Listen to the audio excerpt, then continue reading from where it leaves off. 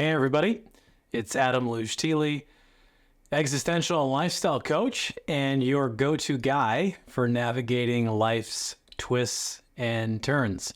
Today I wanted to dive deep into a topic that hits so close to home for so many of us, including myself, overcoming those negative core beliefs. I call that rewriting our inner narrative. So let's get started. I know the struggles of negative thinking, as I'm sure you do all too well. Self-doubt, the anxiety, the judgment, it can feel like you're trapped in a maze of your own making. But there's a way out. By understanding these patterns and then intentionally shifting our self-talk, we can break free. So let's transform that inner landscape. First, have you ever felt like your own worst enemy, where you're stuck in that loop of self-doubt, that loop of judgment? Well, you're not alone. This particular cycle of self-defeat is far more common than many of us realize. Researchers are now estimating that over 70% of our everyday thoughts tend to be towards the negative. Well, that's a lot of inner noise keeping us stuck, becoming those best versions of ourselves. When we believe that we're not good enough, that we're not smart enough, that we're not able to succeed, it almost becomes like a self-fulfilling prophecy. We start to question those abilities. We start to play small, and we start to give up before we've even begun. Every area and arena of life is impacted, from our relationships to our health to our work. And the good news is, as I've said, we can break the cycle, and it starts with self-awareness, and it starts with some new tools I like to call self-talk. I used to constantly struggle trying to understand myself, questioning my purpose. Who am I underneath all of this? Well, now I realize that that uncertainty stemmed from not a lack of vision or purpose. It stemmed from some of my core beliefs, these subconscious thoughts that were ingrained when I was young based on messages from others. They really shaped how I saw myself at a fundamentally deep level. Because of these beliefs and because they operate below the surface, we rarely challenge them. We carry them with us, often for decades and decades, like invisible baggage. For me, not feeling worthy or not feeling good enough led to seek validation externally, and I ended up ignoring my own needs and then losing touch with my authentic self. Now, have you had similar struggles to mine? When we don't feel grounded from within, anxiety rises. And researchers have found a strong link between negative core beliefs and then chronic anxiety. Well, why is that? When we believe the worst about ourselves and we believe the worst about the world that we're living in, well, fear and panic seem to almost follow naturally. That's where our focus is. And that enervated anxiety is complete exhaustion. We're physically tired, mentally, emotionally. It's this nagging dread that success is impossible, or the catastrophizing, whatever it is, it triggers a fight or flight response in us. Actually, it activates even when there's really no danger that exists at all. And then everyday challenges start to feel almost terrifying instead of exciting opportunities. Self-doubt starts to lead to crisis in meaning and crisis in purpose. And when we really don't know who we are, there's that uncertainty, and we lose a sense of direction. It's like floating through the ocean with no land in sight. It's as though we're emotionally adrift. Studies are showing people that have clearly defined values or clearly defined life purpose, well, they experience less stress, they experience less anxiety, they experience less depression. But if you don't have those core beliefs that anchor us, that guide us, we're constantly struggling to stay afloat. And we're treading water, and that becomes exhausting. Cultivating purpose requires knowing ourselves. So a lack of self-understanding also can damage our relationships. When we don't know our authentic selves, accepting others unconditionally not only becomes difficult, it becomes impossible, because judgment starts to creep in. It divides people into very simplistic categories as these people are good, these people are bad. There's this versus us mentality, and it prevents authentic connections from forming to begin with. And we start interacting based on some superficial trait rather than seeing someone's core essence. And then every new encounter turns into this evaluation.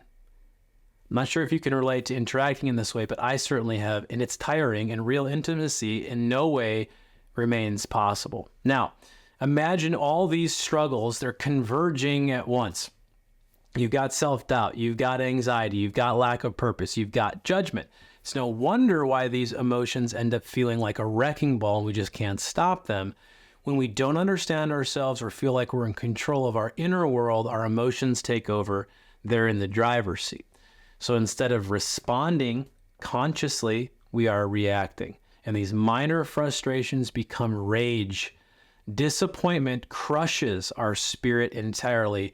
And we're making decisions now out of a place of desperation just to almost escape the emotional chaos. But it never works, because true relief we know requires facing the roots of the turbulence that exist within us. So now that we've explored some of the more wide-ranging impacts of negative core beliefs, I want to shine a light on possibility. I want to shine a light on healing, because it begins when we name our struggles and we understand our pain. The trauma that we experience doesn't have to define us. The past can actually fertilize our growth rather than choke it out, because everything changes when you realize that you're holding the pen. The victim becomes the author, and the ultimate goal is stepping into our power, stepping into our birthright. Now comes the good part. In understanding the problem, the solutions that are available to us arise more organically, and we realize that change is not only possible, but it's imperative and it's inevitable. Each day is our chance to alter that inner landscape, to start to reflect the glorious beings that we are. So let's do this. No matter your unique story, chances are that parts of this journey resonated with you. We are all experiencing self-doubt, anxiety, a lack of purpose from time to time. Now, these shared struggles, they connect us at a basic human level, what I like to call common humanity. And I want you to know you're not alone. You might feel isolated and feel disconnected when you are mirrored in the painful thought patterns you find yourself in, but there are communities that await you once you raise up your eyes. There is support really everywhere when you allow yourself to be vulnerable, to raise your hand, to ask for help. So, are you willing to reach out your hand? Healing negative core beliefs, it requires some shadow work, diving into subconscious realms that most of us would rather avoid. But in shining that light in that darkness, our self-awareness starts to bloom, and it's that self-awareness that is the doorway to self-compassion. As we start to examine some of our old stories and limiting thought patterns, there are these pockets of judgment that start to lose their power. We hold past programming, but gently we send love to our inner child and inner critic, and in time, the wounds transform into wisdom. We remember that we are already whole. We're already perfect, and that's freedom. So I cannot wait for you to experience this. Let's get into some practical steps and stages. Now, we've set the stage for the inner transformation. Here's the tangible part. Everything that we've discussed lives almost in this conceptual realm. And if we don't have a practical tool to rewrite that subconscious pattern, that talk, the change really remains somewhat of a fantasy. The powerful technique or tool that I love to go to in this case is called self-talk. It's a system that's designed by a psychologist, Shad Helmstetter, designed to reprogram those negative core beliefs. And I'd like to share some of the specific steps that Shad talks about in overriding those limiting thoughts and creating more empowering beliefs that can uplift us and inspire us on a day-to-day basis.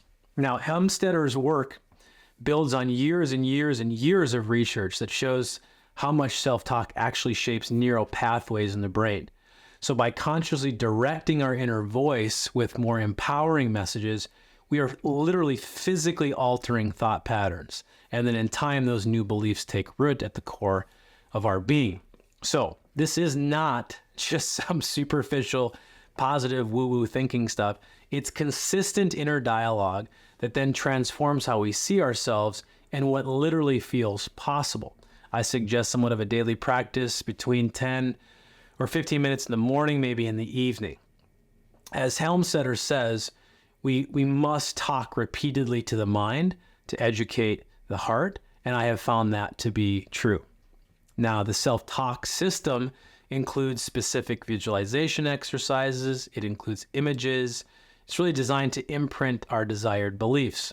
For example, I can share something that I do. I might write down, "I am confident" on an index card and place it next to my computer screen. Or you might record an empowering message to play, and then you wake up and you hear it first thing in the morning. Physical actions are also used to kind of reinforce that inner transformation. You can stand tall. You can speak boldly. You can celebrate some of the smaller wins throughout the day. And then with consistency, that mind-body connection creates real change. So it's not just this intellectual thing, it's holistic.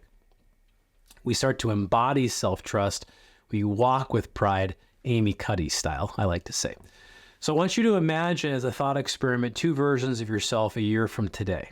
One is continuing the negative thought pattern. The other, on the other hand, has transformed their core beliefs using self-talk. Which future self do you think will have better relationships? Who's going to have more resilience, deeper purpose, and joy? I know which one has my vote, but I'll let you choose. The opportunity is before you. The question is will you let inertia keep you stuck, or will you walk the path of courage and walk the path of change? That choice is always ours.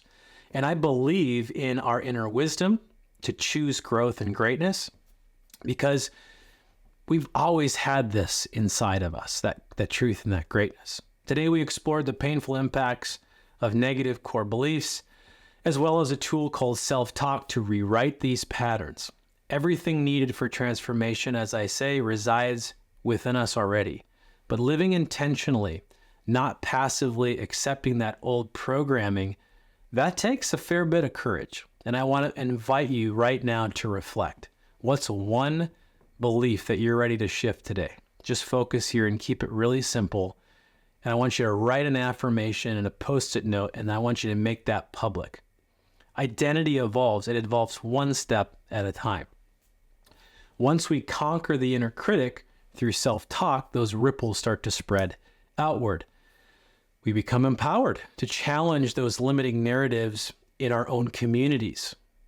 Again, what's one toxic societal story holding you back from living boldly? Is it, "I must be perfect"? We know that the media bombards us with these unrealistic images that keep self-judgment alive. But embracing our perfectly imperfect, utterly human selves, it births some wisdom, it births some freedom. We can rewrite that storyline. Or maybe for you, it's, "I will never be good enough," like it was for me when I was younger. That abandonment wounds and competitiveness hypnotize us into chasing external validation almost endlessly. But if we can connect to our inner light and reveal that worthiness within us, that's our birthright all along, we don't have to wait for someone else's approval. We can step into our light. Or maybe it's, "I don't deserve abundance." Scarcity conditioning. It convinces us that we have to struggle almost to barely survive. But we know this universe offers invitation after invitation after invitation for inspired action. So manifesting abundance requires surrendering some of those constrictive beliefs, so we can thrive beyond perceived limits. Whatever it is, healing our relationship with ourselves ripples outward in ever-expanding circles to uplift our entire society. But these external shifts, they start within, in the inner terrain. And as we conquer those limiting beliefs through self-talk, our lives, they speak liberation. Together, let's march forward, and the best way is always yet to come. My friends, thank you so much for joining me on this journey today towards more self-discovery. I do hope that you feel more empowered, knowing that change is possible.